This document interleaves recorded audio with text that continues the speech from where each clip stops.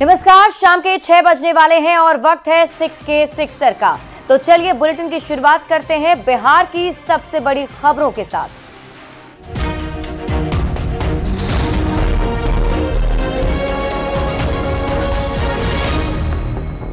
खबर आपको कटिहार से बताते हैं, जहां एक संदिग्ध ड्रोन मिला है। नगर थाना क्षेत्र के हरिगंज चौक के पास लोगों ने एक ड्रोन को हवा से सड़क पर गिरते हुए देखा। सूचना पर पुलिस हरिगंज चौक पहुंचकर ड्रोन को जब्त कर जांच शुरू कर चुकी है। शहर का ये इलाका काफी संवेदनशील माना जाता है। और न्यूज 18 संवाददाता सुब्रत गुहा अधिक जानकारी के साथ जुड़े हुए हैं। सुब्रत, क्या अपडेट मिल पा रहा है इस ड्रोन को लेकर? क्या कुछ पुलिस के जांच पड़ताल में खुलासा हो पाया? देखिए, कई घंटे बीत चुका है, लेकिन अब तक ड्रोन का कोई क्लेमेंट सामने नहीं आया। इसीलिए पुलिस अब भी मामले को लेकर पेशोपेश में है और इस पर जांच शुरू कर दिया गया है, क्योंकि शहर के जो वो इलाका है काफी सेंसिटिव है और दीपावली और महापर्व छठ का माहौल है। इसको लेकर कोई असामाजिक तत्व कोई रेकी कर रहा था या इसका और कोई वजह हो सकता है। इस बिंदु पर पुलिस अब गंभीरता से जांच कर रही है। निश्चित तौर पर ये एक हो सकता है कि किसी बच्चे के द्वारा खेल में इस तरह से किया गया है, लेकिन अगर खेल में होती तो रिहायशी इलाका है। अब तक कोई क्लेमेंट सामने आता, लेकिन क्लेमेंट सामने नहीं आने के कारण पुलिस इसे गंभीरता से ले रही है और वरीय पदाधिकारी के निर्देश पर अब जांच शुरू कर दिया गया है। ठीक है सुब्रत, आप इस खबर पर नजर बनाए रखिए। शुक्रिया इस अपडेट के लिए। नालंदा से आपको बड़ी खबर बताते हैं। थानाध्यक्ष पर गोलीबारी का मामला, आरोपी को पुलिस ने गिरफ्तार कर लिया और पुलिस ने घेराबंदी कर आरोपी को दबोच लिया। हथियार के साथ पुलिस ने आरोपी को पकड़ा है। मानसिक रूप से बीमार आरोपी बताया जाता है। रहुई थाना इलाके की घटना है। गोलीबारी में थानाध्यक्ष बाल बच गए थे।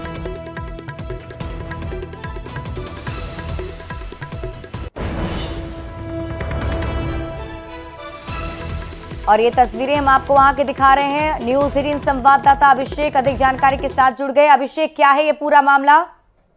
जी बता दो कि करीब 12 बजे की मामला है, जब एक विक्षिप्त और उसके पिता द्वारा जो है कि अपने घर पारिवारिक विवाद के कारण जो है कि पिस्टल लेकर काफी देर तक लहराता रहा। हालांकि पुलिस जब मौके पर पहुंची तो फायरिंग करने लगा, जिसके बाद जो है 4 घंटे कड़ी मशक्कत के बाद उसे अब दोनों को हिरासत में लिया गया है। खास करके पुलिस जो एसपी है मौके पर पहुंचकर मामले की जांच में जुटे हैं।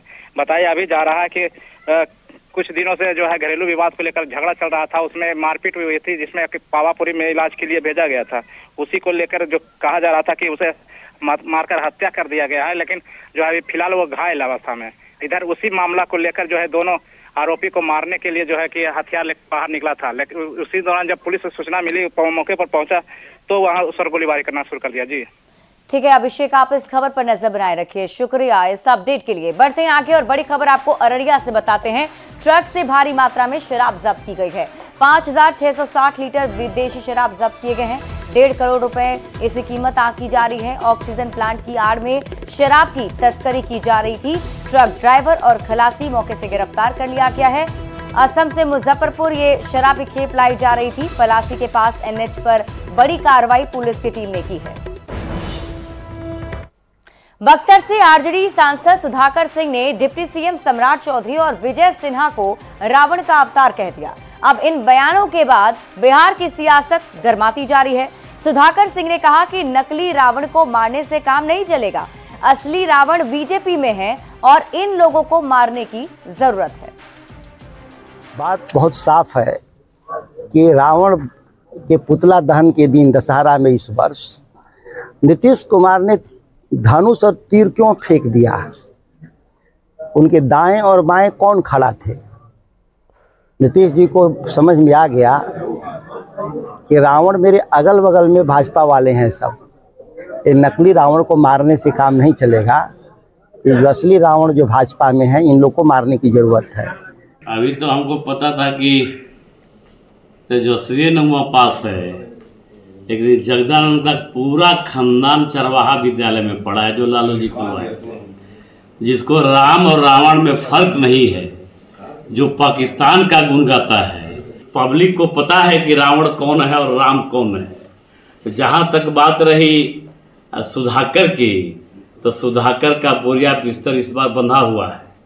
वो जाएंगे तीसरे चौथे नंबर पे और मैं दावा करता हूँ कि रामगढ़ की जनता राम को बुलाने वाले को पसंद करती है, पाकिस्तान के गुण गाने वालों को पसंद नहीं करती है।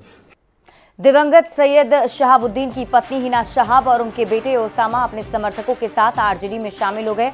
आरजेडी के राष्ट्रीय अध्यक्ष लालू प्रसाद की मौजूदगी में वे आरजेडी में शामिल हुए हैं। इस मौके पर तेजस्वी यादव ने उम्मीद जताई कि हिना शहाब और ओसामा के आने से पार्टी को मजबूती मिलेगी। पार्टी के फाउंडर मेंबर तक रहे, लंबे अरसे तक विधायक सांसद रहे, पार्टी के बड़े नेता रहे और आज पुनः हिना साहब जी और उनके पुत्र भाई ओसामा ने पार्टी सदस्यता ग्रहण किया है और राष्ट्राध्यक्ष जी ने खुद अपने नेतृत्व में दोनों लोगों को सदस्यता दिलाई गई है। ललन सिंह ने हिना शहाब और बेटे ओसामा शहाब के आरजेडी में शामिल होने पर तंज कसा। उन्होंने तेजस्वी यादव पर जमकर निशाना साधा। अच्छी बात है, उनको जिसको मन करे वो कर ले। अब ये उनका दर्शाता है कि क्या कर रहे हैं, वो किसको ला रहे हैं, तो दोष हमको दे रहे हैं और काम वही कर रहे हैं।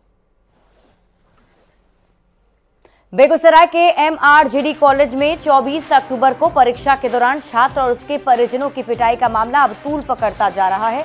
एमआरजेडी कॉलेज के शिक्षक और प्रिंसिपल की गिरफ्तारी को लेकर छात्र संगठन लगातार आंदोलन कर रहे हैं।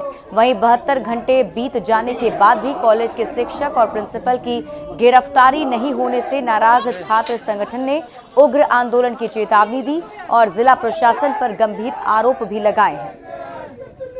और मौत कर झेल रहा है जो पटना में रेफर है, और बेगूसराय जिला प्रशासन क्या कर रहा है कुछ समझ में नहीं आ रहा है। लगता है कहीं ना कहीं गहरी नींद में सो चुका है या तो कहीं ना कहीं लेन देन के आधार पर ये फंसे हुए हैं।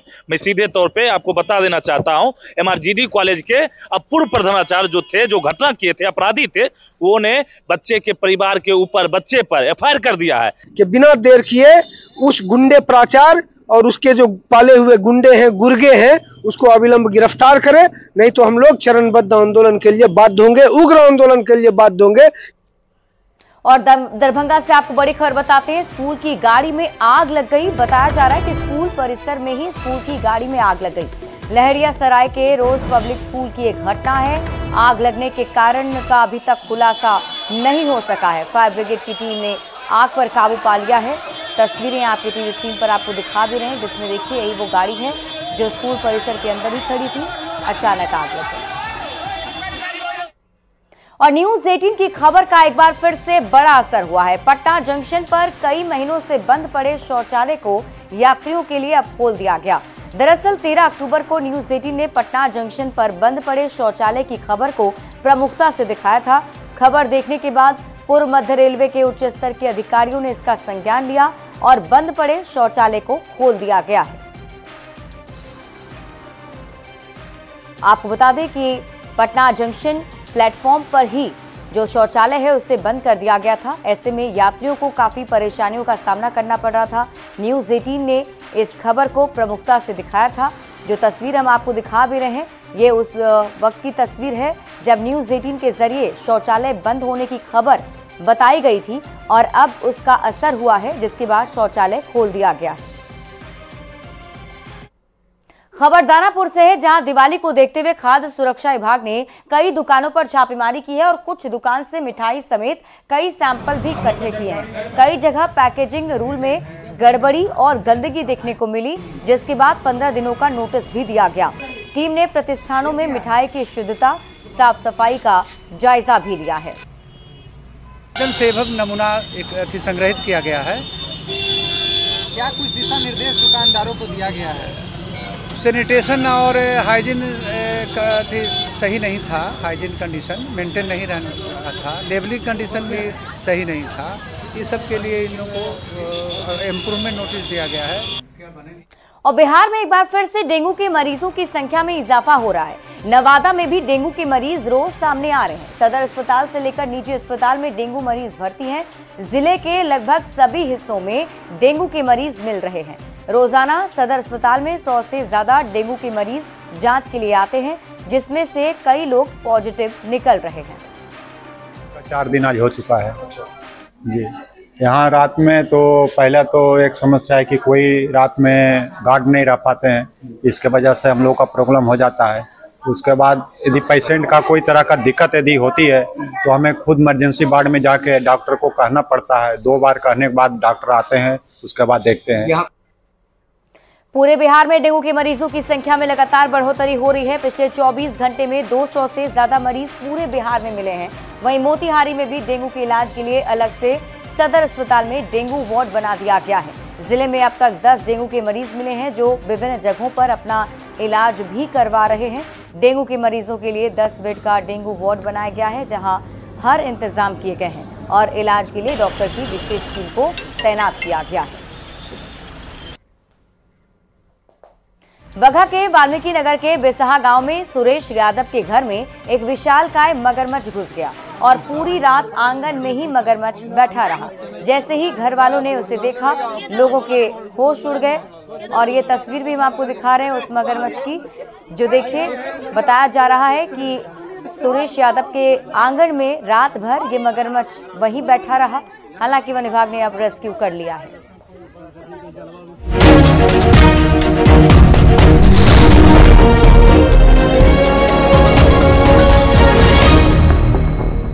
और अब रुख कर लेते हैं क्राइम की खबरों की तरफ। कटिहार से आपको बड़ी खबर बताते हैं। रेल यात्री की चाकू से गोदकर हत्या कर दी गई है और हमले में दूसरा यात्री भी घायल बताया जा रहा है। गरीब नवाज एक्सप्रेस ट्रेन से लौटा था अनिल। स्टेशन के बाहर हमला हुआ है। नकाब पहने बदमाशों ने हमला कर दिया।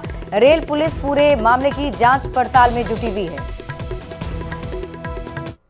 मुजफ्फरपुर के कांटी थाना क्षेत्र में जमीन विवाद में किसान को अगवा कर हत्या मामले में पुलिस ने 3 आरोपी को गिरफ्तार कर लिया है। लसगरीपुर के रहने वाले किसान कुशहर सहनी की हत्या कर दी गई थी। जमीन विवाद में किसान की हत्या की गई थी। आरोपियों में एक पिता पुत्र और उसके यहाँ काम करने वाला मजदूर शामिल है। पूछताछ की गई तो राकेश सहनी ने इस घटना को स्वीकारा। उसने बताया कि शंकर सहनी, हम और उसका बेटा तीनों मिलकर योजना बनाए थे और परवल का लत्ती रोपने के बहाने हम लोग उसको लेके गए थे। चूँकि ये कुशहर सहनी सब्जी व्यवसायी भी था, तो ये परवल खरीदने और परवल के लत्ती में काफ़ी विश्वास रखता था। तो जमीनी विवाद है। बड़ी खबर आपको बक्सर से बताते हैं। सिमरी थाने में हिरासत में लिए गए शराबी ने फांसी लगाकर आत्महत्या कर ली। थाने के जेल में बेल्ट से फांसी लगाकर आत्महत्या कर ली है। धनहा गांव का रहने वाला 32 वर्षीय राजेश कुमार को शराब के नशे में गिरफ्तार किया गया था। पुलिस ने शराब पीने की पुष्टि के बाद उसे लॉकअप में बंद किया था। वहीं इस पूरे मामले में बक्सर एसपी शुभम आर्य ने बताया कि सीसीटीवी फुटेज में दिख रहा है कि वो अपने बेल्ट के सहारे फांसी लगा रहा है। पूरे मामले की जाँच की जा रही है। तो हम दौड़ के आए, जल्दी से उसको हाजत से निकाले तत्काल उसको। उस टाइम ठीक ही था उसका तबीयत। उसको तत्काल हम हॉस्पिटल PHC सिमरी लेकर गए। PHC सिमरी में उनको रेफ़र किया, बोला कि इनका तबीयत थोड़ा ख़राब है, इनको रेफ़र कर देते हैं बेहतर इलाज के लिए सदर अस्पताल बक्सर लेके जाए। तो हमने बक्सर लेके आए। किस मामले में बंद था? ये शराब पीने के मामले में बंद था।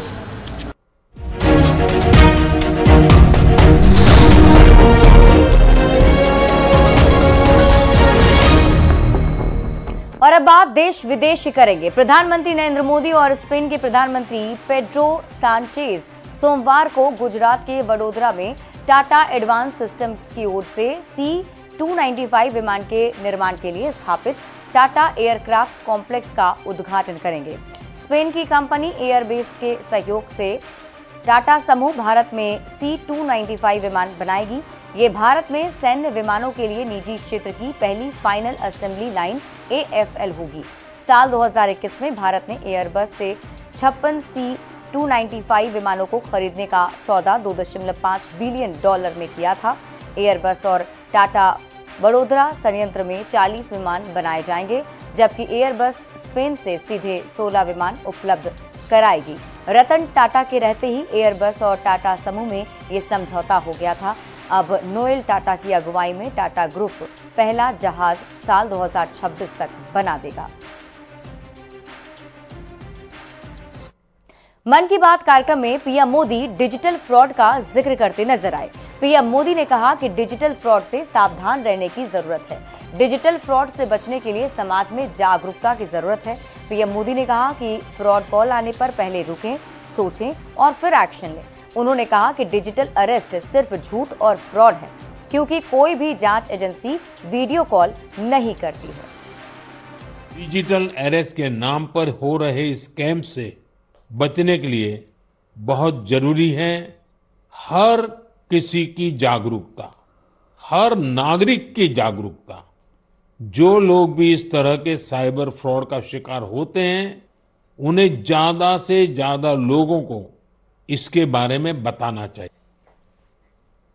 और अब आप मिडिल ईस्ट की बिगड़ती हालातों की करेंगे। लेबनान में इजरायली सेना लगातार जमीनी कार्रवाई कर रही है। हिजबुल्लाह के पलटवार में पिछले 48 घंटों में इजरायल के 10 जवान मारे जा चुके हैं।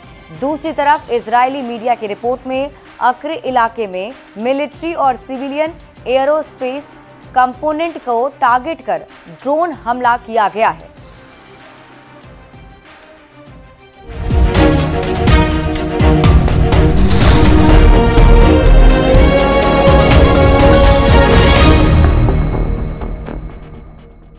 और अब बात बाजार की खबरों की करेंगे। विदेशी पोर्टफोलियो निवेशकों का भारतीय शेयर बाजार में बिकवाली का सिलसिला जारी है। इस महीने एफपीआई ने अब तक भारतीय बाजार से 85,790 करोड़ या 10.2 अरब डॉलर की निकासी की है। चीन के प्रोत्साहन उपायों, वहां शेयरों के आकर्षक वैल्यूएशन और घरेलू शेयरों के हाई वैल्यूएशन की वजह से एफपीआई भारतीय बाजार में लगातार बिकवाली कर रही है।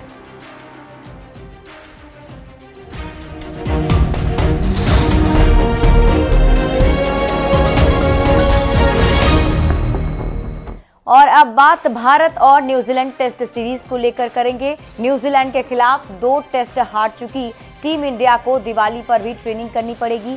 3 टेस्ट मैचों की सीरीज में भारतीय टीम 2-0 से पीछे चल रही है।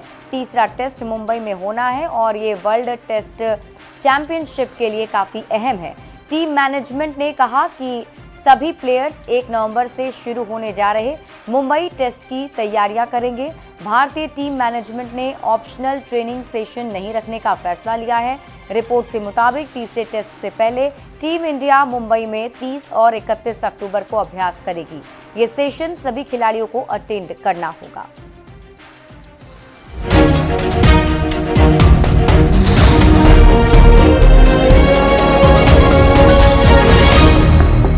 तो आप बात करेंगे मनोरंजन की खबरों की करते हैं। सलमान खान की सुरक्षा के लिए काफी टाइट सिक्योरिटी की गई है। सलमान हेवी पुलिस बल के साथ कहीं आना जाना और वर्क कमिटमेंट्स को पूरा कर रहे हैं। बाबा सिद्दीकी की मौत और लॉरेंस बिश्नोई गैंग की जान से मारने की धमकी के बाद सलमान ने फैंस को एक अच्छी खबर भी दी। उन्होंने एक पोस्ट के जरिए बताया कि वो दुबई में होने वाले दबंग द टूर में परफॉर्म करेंगे। उन्होंने इंस्टाग्राम पर एक इवेंट का एक पोस्टर भी शेयर किया। और फिलहाल इस बुलेटिन में अभी के लिए बस इतना ही। आप देखते रहिए न्यूज़ 18 बिहार झारखंड।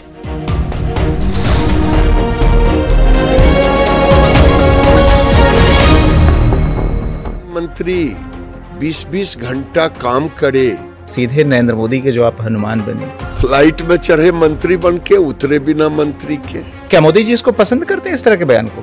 कांग्रेस ने देश के साथ गद्दारी की। न मैं किसी को डराता हूँ और न किसी से डरना चाहता। कभी मोदी जी की तरफ से आपको कोई डांट वांट पड़ी है?